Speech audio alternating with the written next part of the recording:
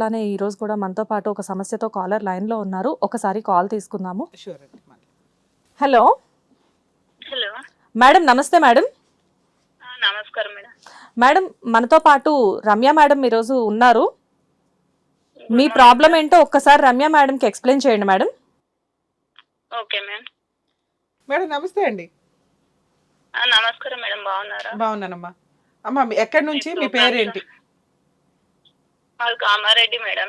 మీ పేరేంటమ్మా? నా పేరు సుజాత. అమ్మా మీ ప్రాబ్లం ఏంటో చెప్పండి. యాక్చువల్ మ్యారేజ్ అయిన నుంచి నాకు బయట ఇల్లీగల్ రిలేషన్స్ ఉన్నాయి మేడం. మీకా? ఈయనకి, మా హస్బెండ్ కి. మ్యారేజ్ అయిన దగ్గర నుంచి మీ హస్బెండ్ కి అక్రమ సంబంధాలు ఉన్నాయి జనాలతోటి? అవును. అయినా కానీ ఇంట్లో మేనరికము వాళ్ళందరు చెప్పేదాన్ని బట్టి అట్లనే ఊరుకుంటూ వచ్చాను. ఇద్దరు పిల్లలు, ఆల్రెడీ 23 years అయింది మ్యారేజ్ అయ్యి కూడా. మీ హస్బెండ్ ఏం చేస్తారు, మీరేం చేస్తారమ్మా? ఆయన ఆర్ఎంపీ డాక్టర్ మేడం. నాది MA BEd అయిపోయింది. మామూలు కాంపిటేటివ్ ఫీల్డ్ ట్రై చేస్తున్నాను, ఎగ్జామ్స్. Well educated. ఇప్పుడు 23 years అయిపోయింది. మీ హస్బెండ్ కి అప్పటి నుంచి అక్రమ సంబంధాలు ఉన్నాయి. మీరు ఇప్పుడు ఎందుకు బాధపడుతున్నారు కొత్తగా? లేదు, చాలా రోజులు గొడవలు అయినాయి. మామూలుగా ఇంట్లో పంచాయతీలు అవి అవుతూనే ఉన్నాయి, అట్లా అవుతూనే ఉన్నాయి. నేను ఇక స్టడీస్ మీద ఫోకస్ చేసుకుంటూ నేను చదువుకుంటూనే ఉన్నాను. తర్వాత మొన్న నుంచి కొంచెం ఎక్కువ అయిపోయినాయి. ఇంకా బయట అంటే ఇల్లీగల్ గా అంటే ఇక మామూలుగా దోతల హౌజులు నడిపియడము, నేను లేకపోతే. అసలు ఎక్కడి నుంచి ఈయనకి అమ్మాయిలు ఎక్కడి నుంచి దొరుకుతున్నారు? అసలు ఎవరు పరిచయస్తులు ఎవరు? అది అపార్ట్మెంట్ మేడం. ఆ అపార్ట్మెంట్ లో ఒక 4-5 మెంబర్స్ మొత్తం ఇవే ఉంటాయి. ఇక ఒక అపార్ట్మెంట్ లోనా? అలా ఎక్కడి నుంచి వస్తున్నారో తెలియదు. కాకపోతే నేను లేకపోయేసరికి నైట్ లో తెచ్చుకోవడము, మార్నింగ్ దింపేయడము, అట్లా చాలా తెలిసినాయి. సరే అని చెప్పేసి ఊరుకున్నాను. అడిగాను, చాలా సార్లు అడిగాను ఎవరు ఏంది అని. అమ్మా అపార్ట్మెంట్ లో ఇప్పుడు మీరు అంటున్నది అపార్ట్మెంట్ లో ఆంటీలతోటో లేకపోతే అపార్ట్మెంట్ లో ఉన్న ఓనర్స్ బయట నుంచే మేడం. మరి అపార్ట్మెంట్ లో వాళ్ళని ఎందుకు అన్నారు మీరు? అంటే వాళ్ళందరు కలిసే ఉంటున్నారు మాక్సిమము. అంటే అపార్ట్మెంట్ లో ఉన్న ఫ్యామిలీస్ లోని హస్బెండ్స్, మీ హస్బెండ్ కూడా ఇలా అమ్మాయిలు తెచ్చుకొని ఉంటారా? అదే మీరు అనేది? అవును మేడం. ఓకే. మీ ఫ్యామిలీతో పాటు మీ అపార్ట్మెంట్ లో ఉన్న మిగతా ఫ్యామిలీ హస్బెండ్లు కూడా కొంచెం తేడా వాళ్ళే అంటున్నారు. అవునవును, వాళ్ళే ఒక్కోళ్ళ నుంచి ఒకళ్ళు కాల్ చేసుకోవడం, ఒక్కోళ్ళ దగ్గరికి వెళ్ళిన వాళ్ళు ఇంకోళ్ళ దగ్గరికి. మరి మీరెట్లా ఇప్పుడు వాళ్ళంతా ఒక గ్రూప్ అయ్యారు, జెంట్స్ అంతా కలిపి అక్రమ సంబంధాలు పెట్టుకుందాం ఒక గ్రూపులతో పెట్టుకొని అని. మరి వాళ్ళ వైఫ్లు ఉంటారు కదా, వాళ్ళతో మీకేమైనా గ్రూప్ అయ్యిందా? నాకేం రాలేదు మేడం. ఇప్పుడు వీళ్ళంతా ఇట్లా మా ఆయన ఇట్లా చెత్త పని చేస్తున్నాడండి, మీ ఆయన ఫోన్ చేస్తున్నాడని మిమ్మల్ని వచ్చి అడగడమో, లేకపోతే ఈ ఇన్సిడెంట్ల మీద మనందరం కలిపి ఏదైనా చేద్దామా అని అడగడం, ఇలా ఏదైనా జరిగిందా? ఏం జరగలేదు? లేదు, ఇక వాళ్ళు వైఫ్ లని మొత్తం బాగా చూసుకుంటారు ఇక బయటపడకుండా. సో ఇప్పుడు మీ హస్బెండ్ మిమ్మల్ని బాగా చూసుకోవట్లేదా? లేదు, ఆయన ఫస్ట్ నుంచి కూడా ఇక మళ్ళీ నేను ఇది చదువుకుంటాను కదా, క్లాస్ ఒక్కరితో ఇక అంట కట్టడం, ఇవి అడిగిన నుండి నువ్వే వేరే వాళ్ళతో ఇంట్లోకి వేరే వాళ్ళని తెచ్చుకొని ఉంది అని బయట క్రియేట్ చేయడం స్టార్ట్ చేసిండు. మీ ఇంటికి ఎవరు వస్తారమ్మా? జెంట్స్ ఎందుకు వస్తారు? జెంట్స్ ఎవ్వరు రారు. మరి ఎందుకు అట్లాంటి అలా క్రియేట్ చేసిన జనాలు నమ్మాలి కదా, పక్క ఫ్లాట్ లో నమ్మాలి కదా. వాళ్ళు ఎవరు నమ్మకున్నా గానీ ఇప్పుడు చుట్టాలు ఉంటారు కదా మేడం, వాళ్ళకి పాపులర్ చేస్తున్నాడు, మిమ్మల్ని అన్పాపులర్ చేస్తున్నాడు. మొత్తం అసలు క్లాస్ ఒక్కరితో అంట కట్టడం, చదవనీయకుండా కాలేజ్ దగ్గరకు వచ్చి. నేను ఆల్మోస్ట్ పెళ్ళయ్యాకే చదువుకున్నాను, పెళ్లికి ముందు నా డిగ్రీ కూడా కాలేదు. నాన్న సపోర్ట్ తో మొండిపడి చదువుకున్నాను మొత్తం. MA BEd వరకు కంప్లీట్ చేశాను. టెట్ DSC కూడా మొన్న లాస్ట్ ఈయన వల్లనే లాస్ట్ మూమెంట్ లో 4 marks DSC కూడా మిస్ అయింది, లేటెస్ట్ DSC లో.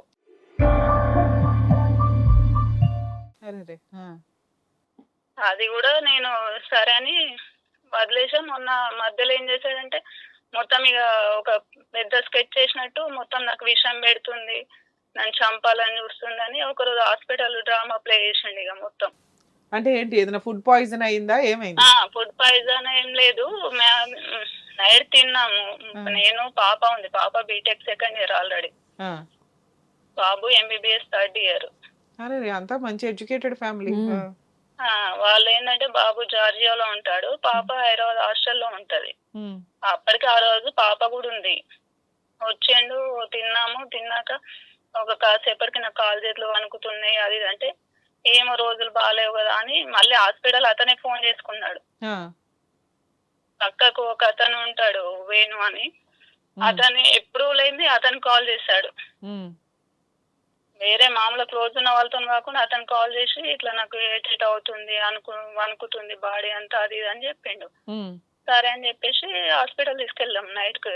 పాప కూడా నాతో ఉంది. మొత్తం హాస్పిటల్ వాళ్ళు కూడా మొత్తం రికార్డ్ చేసి అడ్మిట్ చేసుకున్నారు.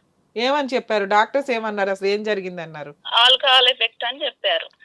అంటే ఆయన డ్రింకర్ ఆల్రెడీ. సండే రోజు హెవీ తాగారు అందరూ అపార్ట్మెంట్ల పైన కూర్చొని. అయితే మండే రోజు ఆయన డ్రింక్ చెయ్యడు. మండే రోజు కొంచెం ఇక మొత్తం కాలు చేతులు వనకడము అట్లా స్టార్ట్ అయింది. అతను ఒక ప్రైవేట్ హాస్పిటల్ చేశాడు. అక్కడికి వెళ్దామంటే లేదు, వేరే హాస్పిటల్ కు అతనే ఫోన్ చేసుకున్నాడు. వీళ్ళు రిఫరెన్సెస్ ఉంటాయి కదా వీళ్ళకి.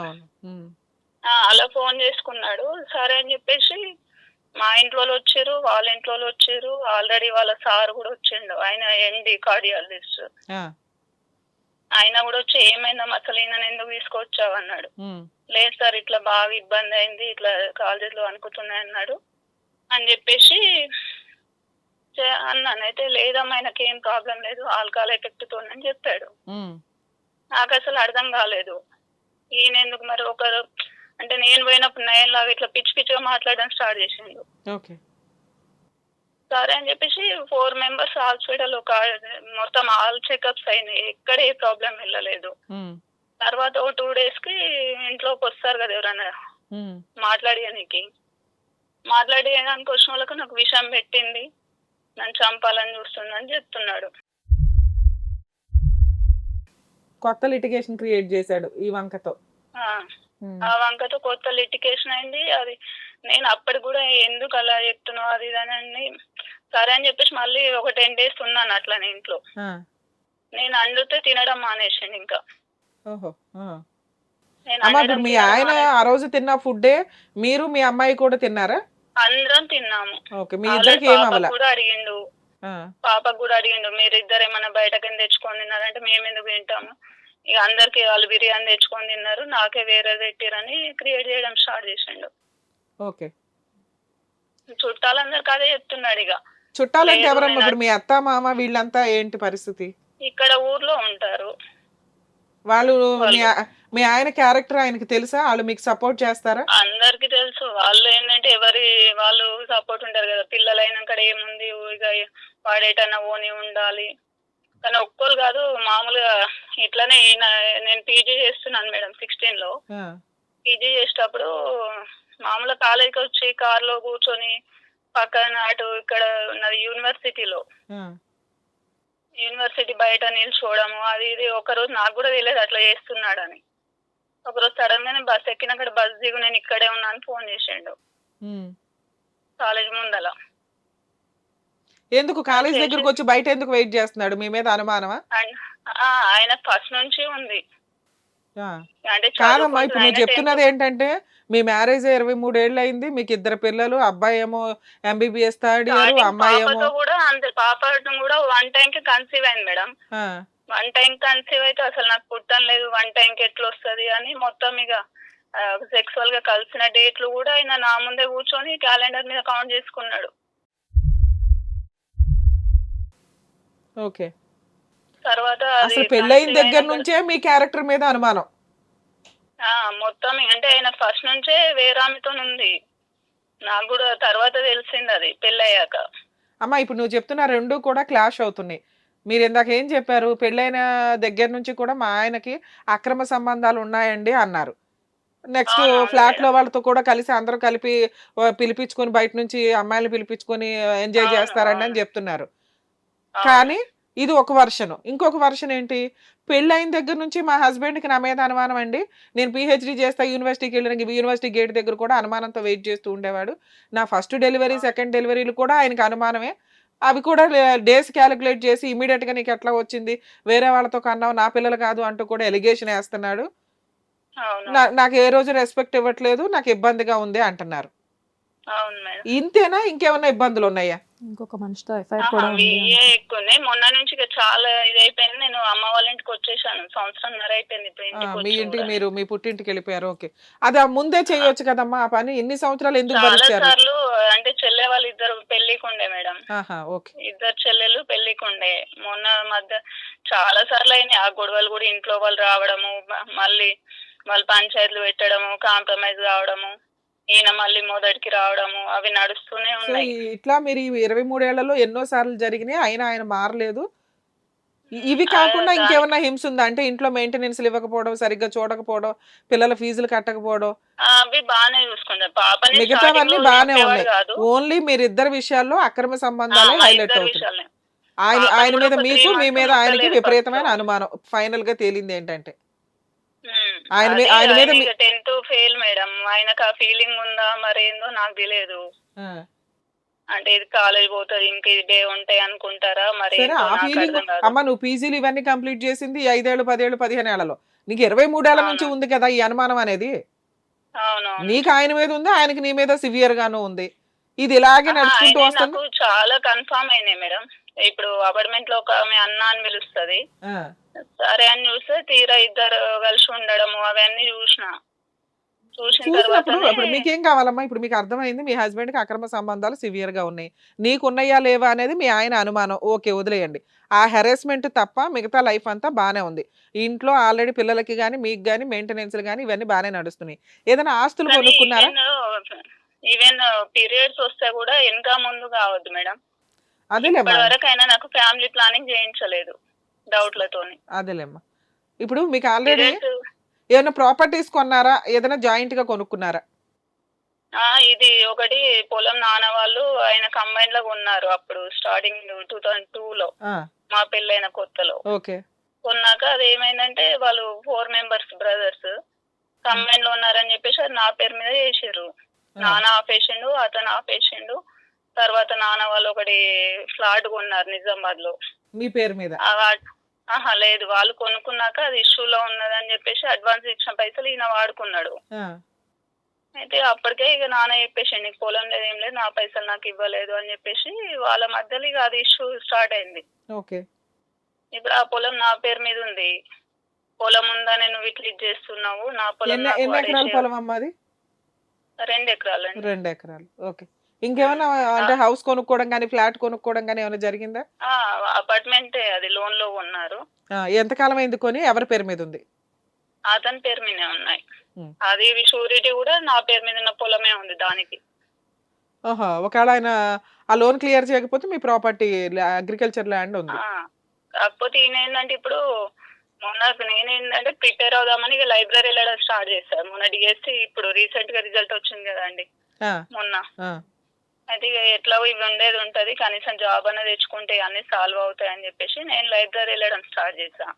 ఇక్కడ అమ్మ వాళ్ళ ఇంటి దగ్గర నుంచి అప్ అండ్ డౌన్.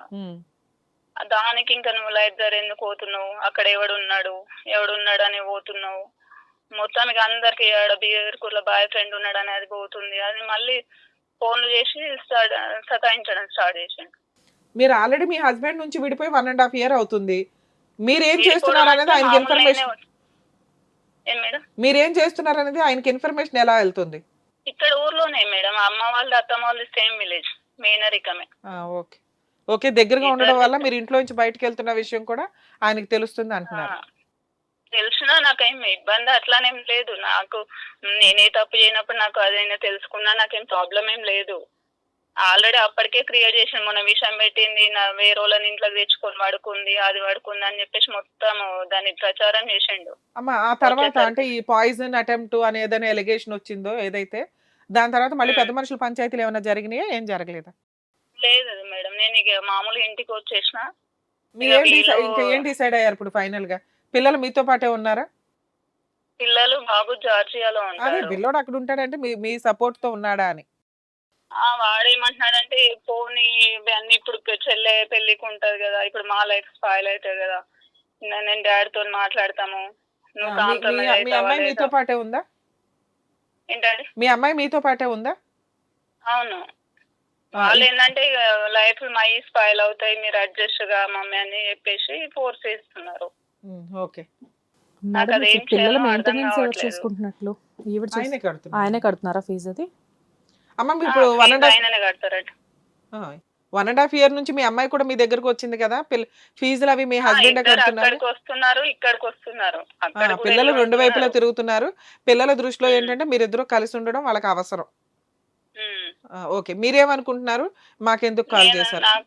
నాకు అతనితో మళ్ళీ ఇప్పుడు ఇన్ని ఎలిగేషన్స్ వచ్చినాక కూడా ఎవరు లేనప్పుడు ఇప్పుడు ఏమి జరగదని గ్యారెంటీ లేదు కదా మేడం. ఇప్పటికి కూడా ఫోన్స్ చేసి అందరికి అది ఇక్కడికి వస్తే దొరకబట్టి దాన్ని నరికేస్తా, దాన్ని చంపేస్తా, అది నాకు కూడా మొన్న కాల్ చేశారు ఎగ్జామ్ కు ముందు. నువ్వు చదువుకొని ఏం బిక్తావు, 30 ఏళ్ళ నుంచి ఏం చదివినావు, ఏం చేసినావు, నీ మొహానికి జాబ్ వస్తుందా, లేకపోతే ఏమన్నా చేసుకొని చచ్చిపో.